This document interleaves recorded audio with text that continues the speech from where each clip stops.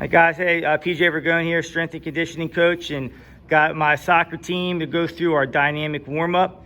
First thing we're going to do is down on our backs. So this is a prone position, both legs bent, okay, knees at a 90-degree angle, arms out, palms down. We're going to do hip raises. Okay, so raise your hips up, hold it there for about a 1 count, bring it back down.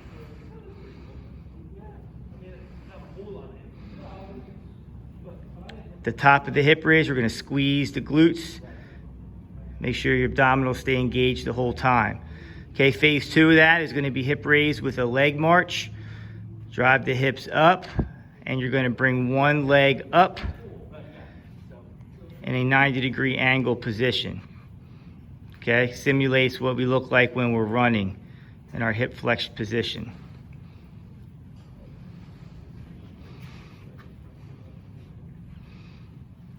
Hip raises with a leg march.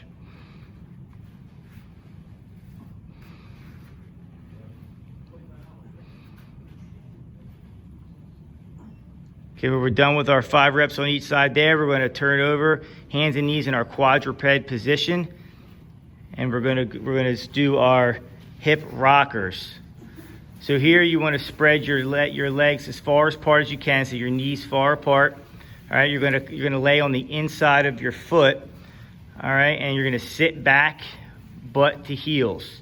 Okay, you're gonna hold that position for about a 1 count, come back up. Your arms should be slightly in front of your chest, palms down. You wanna push down through the ground.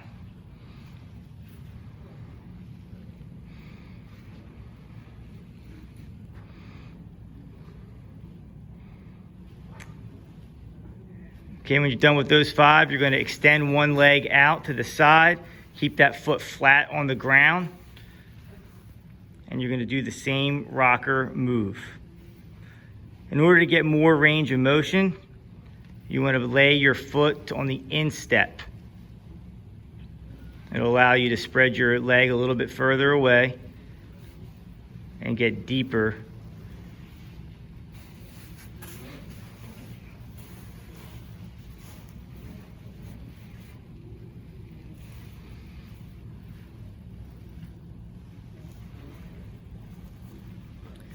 Okay, as we finish up with those, we're going to continue working on our hip complex.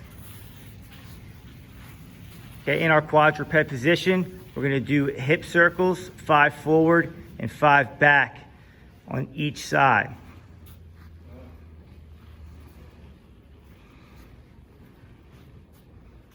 Okay, let's try to make that circle as big as possible.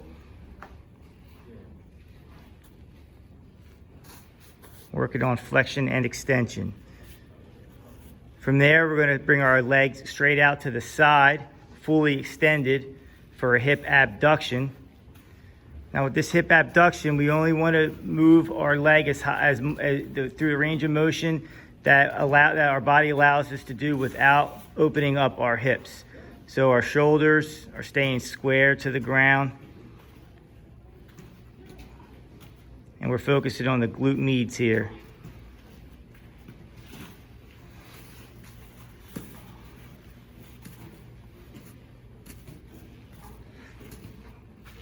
Okay, when we're done with that, we're going to go into bird dogs from our quadruped position. We're going to bring our right elbow into our left knee and then extend the arm and the leg at the same time. We want our leg to come straight back, toe pointed down.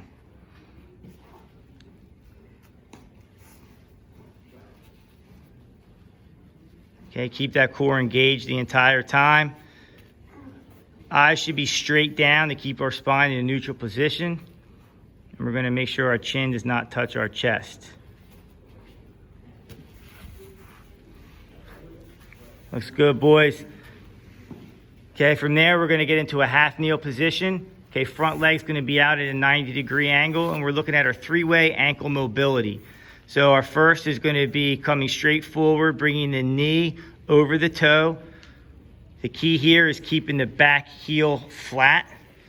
So as you move that shin angle to come over your toe, we do not want the back heel to come up. Okay, now working with this on the same side, we're going to bring our leg out to a 45-degree angle. And we're going to do the same thing, looking to get that shin over the mid-step of our foot. Okay, again, guys, make sure your heel is not coming off of the ground. Okay, so push that heel straight down into the ground as you go through that range of motion. And then the third phase of this is going to be opening up your hip to a 90-degree angle and working that shin over the mid-step from a 90-degree angle. And we're going to do both sides, left and right.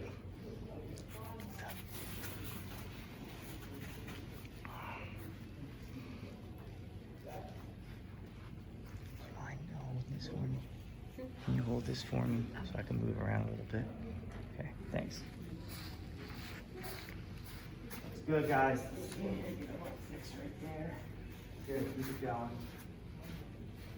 Okay, we don't want that heel coming up off the ground.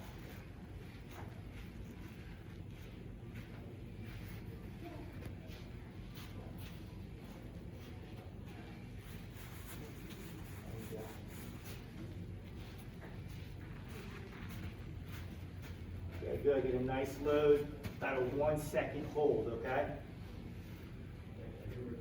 Okay, next from there, we're going to get into our T-spine rotation. So in our quadruped position, hands behind head.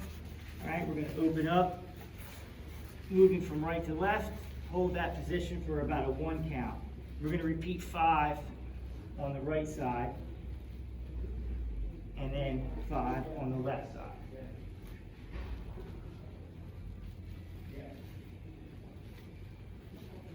Very good.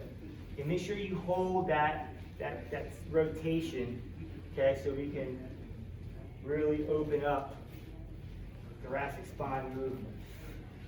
Okay, from there we're going to go kneeling, arms out to the side, rotation to one side, back to center, and then come over to the other side, back to center. Okay, 5 each way there. Okay, make sure that we're breathing in a consistent way. Inhale, force exhale out. Okay, very good. Don't drop your arms on the rotation. Keep them up. That's good. All right.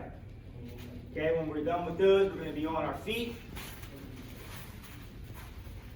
Okay, let's get our feet out a little bit further than shoulder width apart. Okay, look down, make sure your toes are pointing forward. All right, and we're going to do a lateral squat, pushing over to our right side first, sitting down, pushing through the heel. And we want to make sure that we get our shoulder, hip, knee, and toe all in line. Okay, 5 to the right, 5 to the left. That's it. Good. Spread it out a little bit more. Good. Which way you going? Good. Okay, weight going back. Okay, shift all the way over.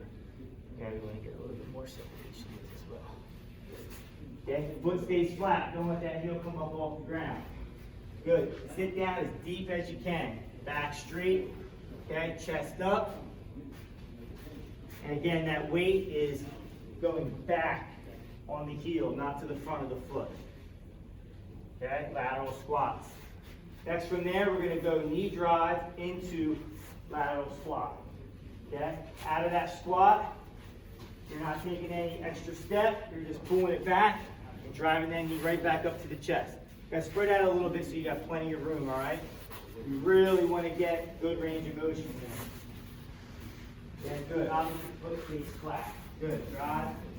Good. Sit down nice and low. All right? Both feet should stay flat on the ground.